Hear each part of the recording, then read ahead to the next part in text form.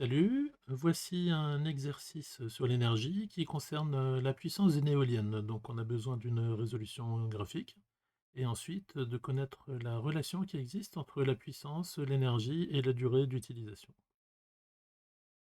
Commençons par la question petit a. Indiquer la valeur de la puissance de l'éolienne quand le vent a une vitesse de 20 mètres par seconde. Alors, dès que vous avez ce genre de choses, il faut tout de suite regarder les grandeurs qui sont dans l'énoncé et les grandeurs qui sont sur le graphe.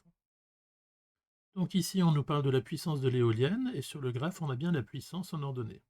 Attention, l'unité est donnée en kilowatts. On sait que l'unité officielle, c'est le watt. Donc si jamais il y a des calculs à faire, attention, tout de suite, il faut se souvenir qu'il y aura une éventuelle conversion à faire.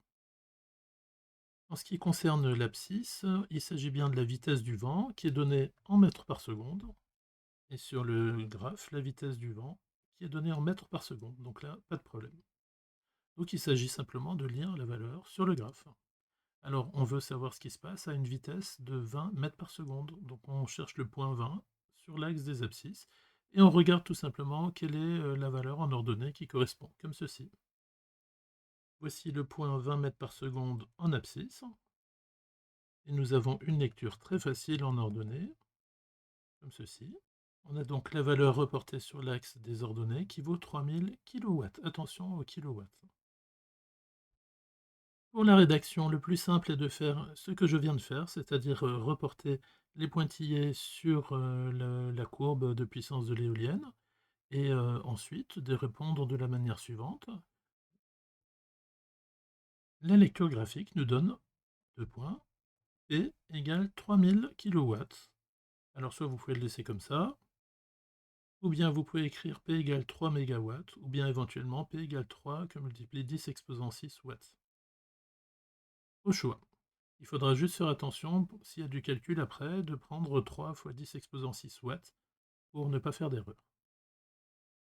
La question B est une question de cours pur et dur. Quand on vous pose une question de cours comme ça, qui vous demande une formule, eh bien 99 fois sur 100, évidemment, c'est que derrière, on a besoin d'utiliser la formule. Ici, c'est très facile, puisqu'on vous dit quelle est la relation reliant puissance, énergie et durée, donc on sait que les trois vont intervenir. Et quand on connaît le cours, on sait que l'énergie, c'est le produit de la puissance par la durée d'utilisation. C'est assez facile de le retrouver. Pourquoi? Parce que la puissance d'un appareil, elle est indiquée sur l'appareil. Par exemple, vous avez un aspirateur, il y a marqué puissance maximale 3000 watts ou bien 1500 watts. Bref, c'est une donnée liée à la qualité du moteur. L'énergie que vous allez utiliser pour votre aspirateur, eh ben, elle dépend de la puissance. Plus l'appareil est puissant, plus E sera puissant, plus E sera grand, pardon. Et ça dépend aussi de la durée d'utilisation. Si vous utilisez, votre aspirateur pendant une demi-heure, vous consommez plus d'énergie que si c'est pendant 10 secondes. Donc on voit bien que E grandit quand P grandit et il grandit aussi quand T grandit. Donc E égale P fois T. Ce n'est pas demandé, mais j'en profite pour rappeler les unités. Donc pour E, l'unité de l'énergie est le joule. Pour P, il s'agit du watt avec un W majuscule. Et pour la durée T, c'est toujours la seconde. Donc attention aux conversions. Petit c, calculer l'énergie électrique fournie par cette éolienne en 1 heure si le vent garde la vitesse de 20 mètres par seconde. Donc c'est le genre d'exercice ultra classique où on vous demande au petit b de trouver une formule et on vous demande au petit c d'utiliser cette formule. On veut l'énergie E, donc il suffit de connaître la puissance P et la durée T. La puissance P, on l'a trouvée à la question A, donc c'est aussi une formulation d'exercice qui est classique. Et la durée est donnée, sauf qu'il s'agit de 1 heure et on sait maintenant qu'il faut la convertir en secondes. 1 heure, ça fait 3600 secondes.